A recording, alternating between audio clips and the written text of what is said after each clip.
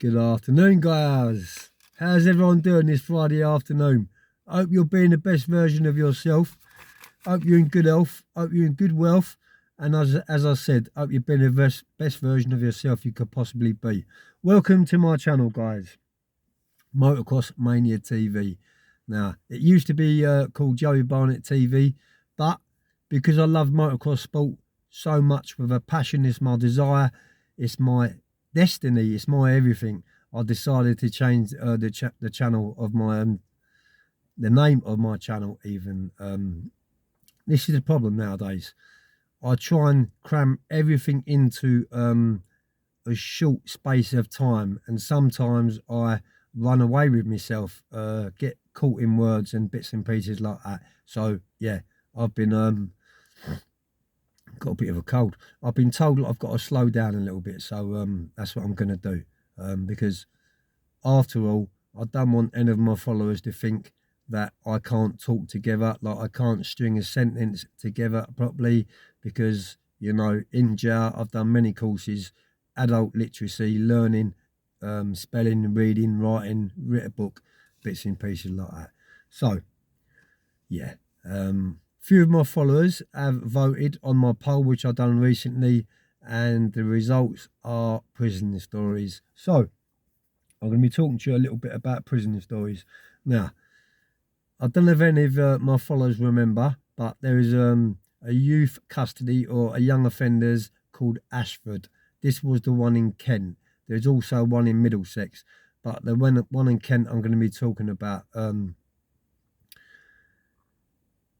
God, it brings back some memories. It really does bring back some memories. It was filthy, filthy, rotten, dirty. There was, you know, cockroaches crawling up the walls even. We all used to go into the dining room to eat our food, or we could go back to the cell to eat our food. But the place was absolutely filthy, running alive. I think it's a detention centre nowadays. But before we went to there was a holding centre called Lambeth Walk. I don't know if any of you remember. Probably a few of you do remember that, Lambeth Walk, and that was in Lambeth. And then you went there from mainly South Western Magistrates Court. That was the main court of South West London, South Western, at the top of Lavender Hill. And you also went there from the Bailey. But yeah, in this Lambeth Walk holding centre, we was all just crammed into a few cells. And when your name got called out, you went to a little walk down a little corridor, sat down at a little table with a prison officer or a screw, whatever you want to call them, and they told us what jail we was going to. Then we was put back into the old cells and waited for the bus to come. But I'll tell you something now, if you had enemies in the system, this is definitely a place where you met them. The violence what I witnessed in Lambeth holding cells was on another wicked scale. You know, if you had two or a few co-defendants or a few mates out on the street what was beefing, what had bad blood, and they was in the system, you know, you would get caught out at Lambeth Walk. There was so much violence there, there really was. And I remember it was in the early 90s and the prisons got locked out. It was called a prison lockout. No prisons were taking inmates. And from Lambeth Walk this time, what I'm talking about, I got sent to a police station in Wales, a place called Rumney Police Cells. And at the time I didn't know, you know, I thought, oh my God, I'm getting held in a police cell. I did not want that. But after I got there, after a few days, I loved it. And the reason for that is because there was no kitchens in the police station. And what they used to do is they'd go out every day and get McDonald's, KFCs, takeaways. So we was living the life of a Riley in a police cell. There's probably only about 8 to 10 inmates in a police station at once. They'd leave the cell doors open and they'd lock the gate on the corridor so you couldn't get out of the corridor. But yeah, it was good. It was good times for being in jail. When if you went in front of a doctor, anything you asked a doctor for, he would give you. And the reason why he'd give you that is just to keep you quiet, to shut you up, to have a bit of peace. And them days, it was all the eggs, the Tomazzi pan eggs and the green and the yellow eggs. And that's probably where I very first picked my addiction up, to be totally honest with you, coming from there. I got stayed in Rumney police cells for about 2 weeks. I was on remand, by the way, still. And then I got sent to Birmingham, a police station in Walsall, and it was exactly the same over there too. Didn't have kitchens, and the doctors give you anything. And yeah, it was a prison lockout. It was in the early 80s. Can you believe that? That all the prisons were locked out, no matter what prison you was allocated to, it was on lockout. So I also went to Hyde Park. There's a police station in the middle of a Hyde Park, and I got sent there, right in the middle of Hyde Park. Blinder, what a blind it really was. But yeah, I'm going to fast forward a little bit. I'm going to talk about 1998 now, fast forward in a few years. A very, very good friend of mine. His name is Olly Whitelock. He's from southeast London, even Plumstead, that area. He got nicked. I was on remand for all my armed robberies with my other 3 or 4 code. I think there's 4 of us in the box. But yeah, I was on remand in High Down, and I met Olly Whitelock in there. But I've known him from a long, long way back in the day. Olly Whitelock was a good, staunch fella. He went grey very, very quickly, but what a smashing fella. He could hold his hands up. He could fight. He really could have a fight. And I met him in there, and he wouldn't let any screws or any officers take a liberty with no one, despite who there was, even if they was his enemy, an inmate. If a screw took the liberty with an inmate, Olly Whitelock would literally lay the screw out. Now, I see him lay 2 screws out in High Down. The screws and the system were absolutely petrified of him, because if you bent him up and took him down the seg, he'd come back up from the seg, and that person what bent him up, he would punish him. He would be knocking them out. I think he'd done a bit of bare knuckle boxing back in the day, or might have done a little bit of boxing. But yeah, Olly was good stuff. He got nicked over Thamesmead Way on the abattoir job. Basically, it was a van, obviously, you know, picking money up from the abattoir. They had a shootout. I think him and his 2 codies, there might have been 3 of them, had a shootout. 2 of his codies, Olly got shot in the back, and I believe he still has got the shrapnel of the bullets in his back today.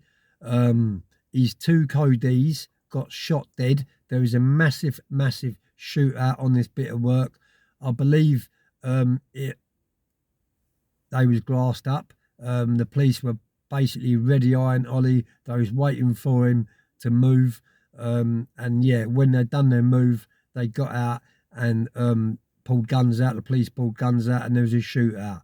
They was all firing back. Olly and all the rest of them was firing back, but the police shot dead 2 of Olly's codies.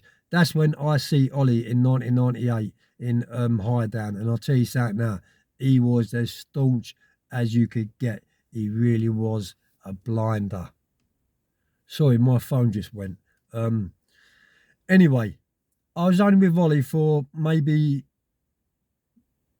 2 weeks, maybe 3 weeks. And it was a sunny summer's morning, and we all went out onto the exercise yard, and someone decided that we wasn't going to go back in. So there's probably about 50 or 60 inmates out on the yard on this sunny summer's morning, and we refused to go in. So the screws didn't have enough screws. They didn't have enough manpower. They couldn't control us.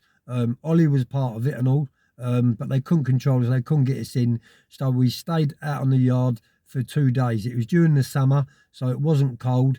And the exercise yard faced one of the wings, and like there was inmates chucking food out, chucking tins of food out, chucking sandwiches out, chucking food out to us what was out on the yard.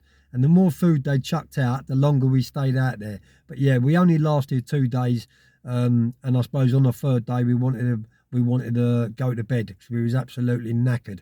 But yeah, we'd had enough of the victimisation and the bullies, and no association. So basically, the screws were saying there wasn't enough staff for us to go out on association, to mix with each other, to talk to our people, have a shower, do whatever you want to do.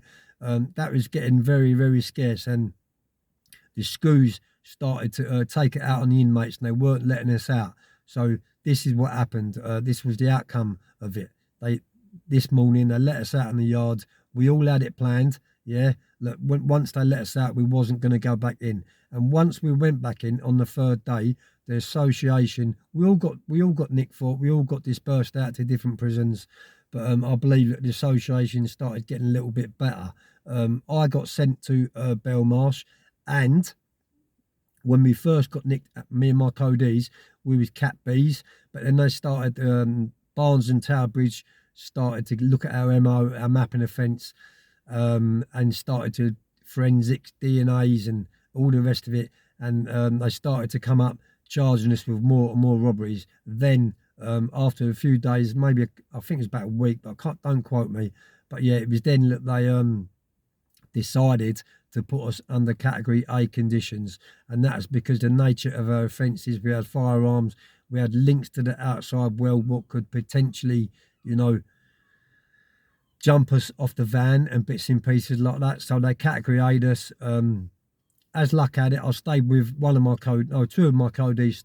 Sorry, we was all on House Block 4 together. It was a good jail at House Block 4 in Belmarsh. You had so many big names on there.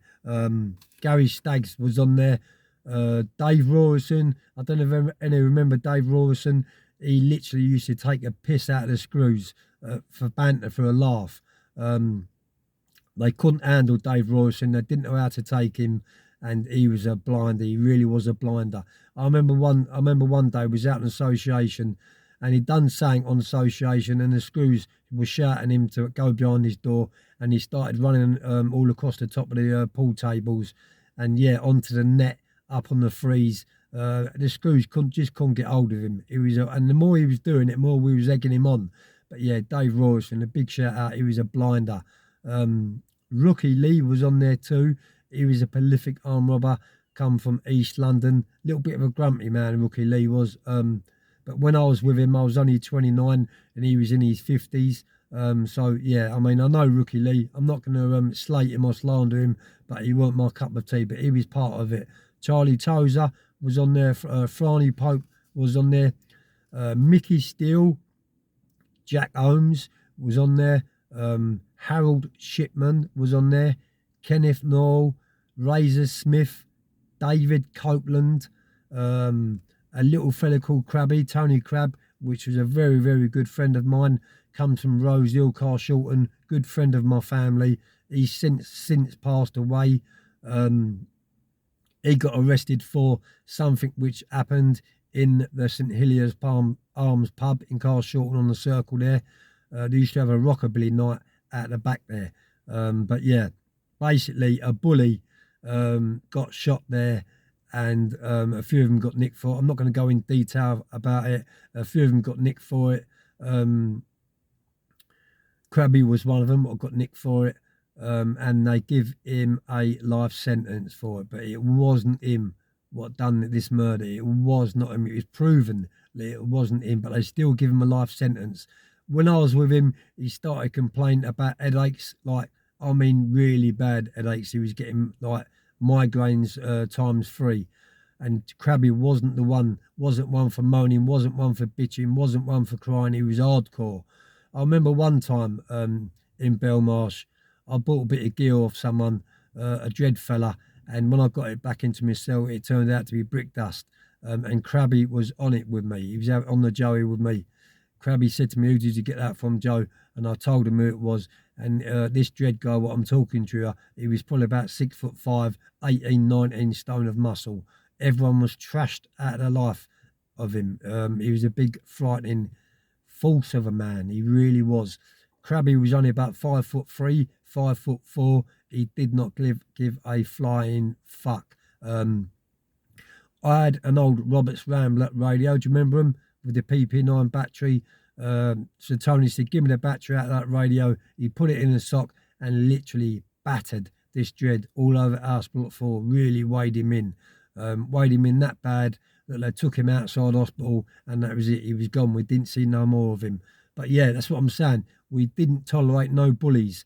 And bullies ain't tolerated in jail. Anyway, guys, I'm going to get this one uploaded. I've brought back a few memories for you guys, and I'll be back at you in a bit, no doubt. Peace.